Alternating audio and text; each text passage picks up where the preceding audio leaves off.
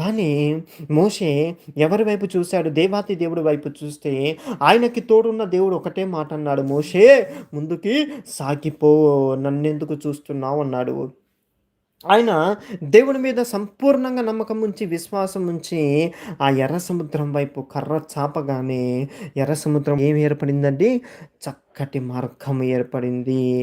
చూడండి, ఏదైతే దేవుడి సన్నిధి తోడుగా ఉంటే, ఏదైతే మనల్ని ఇబ్బంది పెడుతుందో, ఏ శ్రమైతే మనని వేదనకి గురి చేస్తుందో, ఎవరైతే మనల్ని బాధ పెడుతున్నారో, ఏ పరిస్థితులైతే మనని బాధ పెడుతున్నాయో కానీ, అనారోగ్యాలే కానీ, శ్రమలే కానీ, చింతలే కానీ, వేదనలే కానీ, రక్త సంబంధులే కానీ, పరిస్థితులే కానీ, బాంధవ్యాలే కానీ, ఏదైనా కానీ, ఏదైతే మనని ఇబ్బంది పెడుతుందో, మనని శ్రమ పెడుతుందో, మనని భయపెడుతుందో, దేవాతి దేవుడు వాటిని చీల్చివేసి, వాటినే రక్షణ కవచములాగా గోడ